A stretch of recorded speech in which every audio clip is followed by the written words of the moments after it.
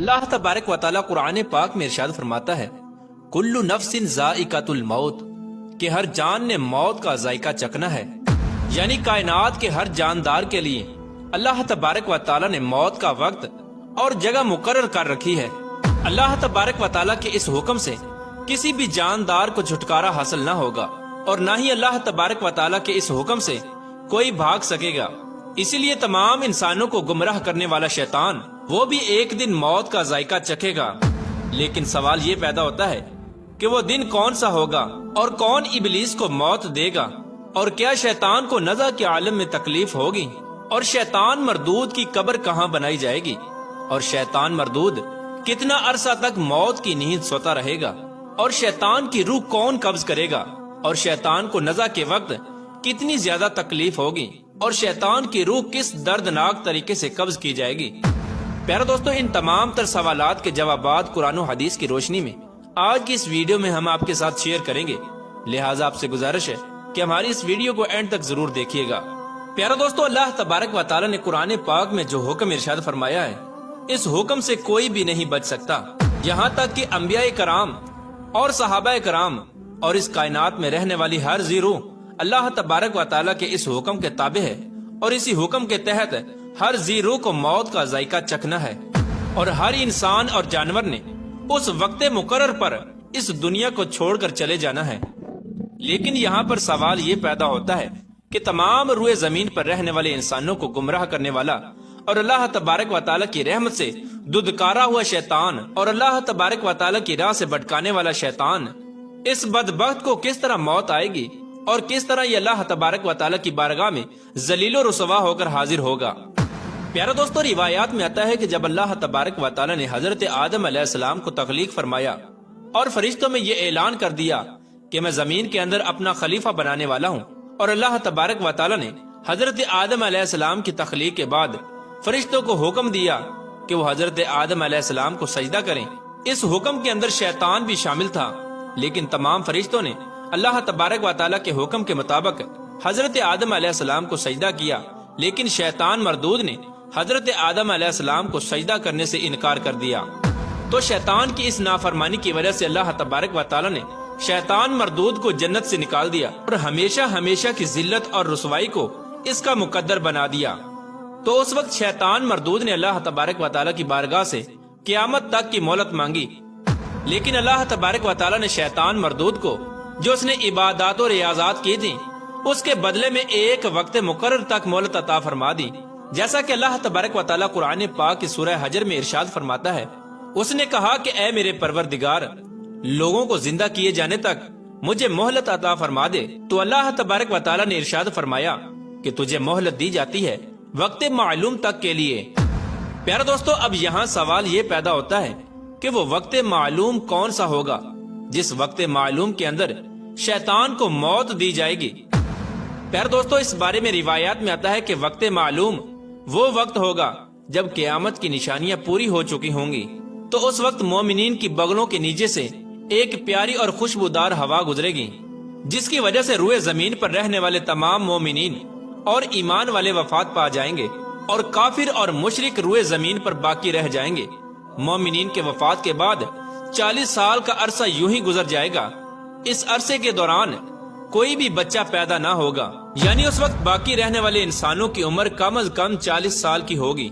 اس وقت مسلمان چونکہ مر چکے ہوں گے، اس لیے اس روئے زمین پر کوئی بھی مسلمان باقی نہ ہوگا۔ اس روئے زمین پر صرف کافر اور مشرک لوگ ہی باقی ہوں گے۔ پیارے دوستو، روایات میں آتا ہے کہ جب مومنین کی وفات کو 40 سال گزر چکے ہوں گے، تو اس وقت اللہ تبارک و تعالی حضرت اسرافیل علیہ السلام کو سور پھونکنے کا حکم دے گا۔ تو حضرت اسرافیل علیہ السلام اللہ تبارک و تعالیٰ کے حکم کے مطابق پہلا سور پھونکیں گے، جسے نفخہ اولا بھی کہتے ہیں۔ شروع میں اس سور کی آواز نہایت ہی کم ہوگی اور لوگ اس آواز کو کان لگا کر سنیں گے، اور پھر یہ آواز اللہ تبارک و تعالیٰ کے حکم کے مطابق آہستہ آہستہ بڑھتی چلی جائے گی، یہاں تک کہ اس آواز کی ہولناکی کی وجہ سے لوگوں کے کانوں کے پردے پھٹنے شروع ہو جائیں گے۔ اس آواز کی ہولناکی کی وجہ سے ان لوگوں کے نتنوں سے پیپ بہنا شروع ہو جائے گی اور لوگ پے در پے مرنا شروع ہو جائیں گے۔ اس وقت انسان، جنات اور فرشتے یہاں تک کہ سب مر جائیں گے۔ پیارو دوستو، یہ وہ وقت ہوگا جب پوری دنیا کو گمراہ کرنے والا اور لوگوں کو اللہ تبارک و تعالیٰ کی راہ سے دور کرنے والا شیطان مردود خود بھی موت کا ذائقہ چکھے گا، اور اس وقت اس شیطان مردود کو موت آئے گی۔ اس طرح جب اس کائنات کے تمام لوگ مر جائیں گے تو اس کے 40 سال بعد حضرت اسرافیل علیہ السلام دوبارہ سور پھونکیں گے۔ اس سور کے بعد اللہ تبارک و تعالیٰ کے حکم سے تمام مردے زندہ ہو جائیں گے اور قیامت قائم ہو جائے گی اور میزان لگایا جائے گا۔ یعنی جب پہلا سور پھونکا جائے گا تو اس وقت ابلیس کو موت آ جائے گی، اور جب دوسرا سور پھونکا جائے گا تو پہلے اور دوسرے سور کے مابین 40 سال کا عرصہ ہے۔ اس 40 سال کے عرصے کے دوران شیطان موت کی نیند سوتا رہے گا، اور 40 سال کے بعد قیامت کے دن اس کو دوبارہ اٹھایا جائے گا۔ پیارے دوستو، اب بات کرتے ہیں کہ موت کے وقت شیطان کی روح کون قبض کرے گا، اور یہ 40 سال مردہ حالت میں کس جگہ پر وقت ہوگا جب پوری دنیا کو گمراہ کرنے والا اور لوگوں کو اللہ تبارک و تعالیٰ کی راہ سے دور کرنے والا شیطان مردود خود بھی موت کا ذائقہ چکھے گا، اور اس وقت اس شیطان مردود کو موت آئے گی۔ اس طرح جب اس کائنات کے تمام لوگ مر جائیں گے تو اس کے 40 سال بعد حضرت اسرافیل علیہ السلام دوبارہ سور پھونکیں گے۔ اس سور کے بعد اللہ تبارک و تعالیٰ کے حکم سے تمام مردے زندہ ہو جائیں گے اور قیامت قائم ہو جائے گی اور میزان لگایا جائے گا۔ یعنی جب پہلا سور پھونکا جائے گا تو اس وقت ابلیس کو موت آ جائے گی، اور جب دوسرا سور پھونکا جائے گا تو پہلے اور دوسرے سور کے مابین 40 سال کا عرصہ ہے۔ اس 40 سال کے عرصے کے دوران شیطان موت کی نیند سوتا رہے گا، اور 40 سال کے بعد قیامت کے دن اس کو دوبارہ اٹھایا جائے گا۔ پیارے دوستو، اب بات کرتے ہیں کہ موت کے وقت شیطان کی روح کون قبض کرے گا، اور یہ 40 سال مردہ حالت میں کس جگہ پر گزارے گا، اور اس کی قبر کہاں پر بنائی جائے گی۔ اس کے بارے میں روایات میں آتا ہے کہ حضرت کعب بن احبار رضی اللہ تعالیٰ عنہ بیان کرتے ہیں کہ جب ابو البشر حضرت آدم علیہ السلام کی وفات کا وقت قریب آیا تو اس وقت حضرت آدم علیہ السلام نہایت ہی غمگین ہو گئے اور اللہ تبارک و تعالیٰ کی بارگاہ میں عرض کرنے لگے، یا رب العالمین، میری موت کی وجہ سے میرے ازلی دشمن یعنی شیطان مردود کو بہت خوشی ہوگی، اور وہ میری موت کی وجہ سے بہت خوش ہوگا، کیونکہ آج میں مرنے والا ہوں اور شیطان مردود قیامت تک زندہ رہے گا۔ چنانچہ اسی وقت ملک الموت علیہ السلام حضرت آدم علیہ السلام کی بارگاہ میں حاضر ہوئے اور حضرت آدم علیہ السلام کی بارگاہ میں عرض کرنے لگے، اے حضرت آدم علیہ السلام، آپ غمگین نہ ہوں، آپ کی وفات کے بعد آپ جنت میں تشریف لے جائیں گے، جبکہ ابلیس قیامت تک دنیا کے اندر ذلیل ہوتا رہے گا، اور پھر قیامت سے 40 سال پہلے اس کو ایسی دردناک موت آئے گی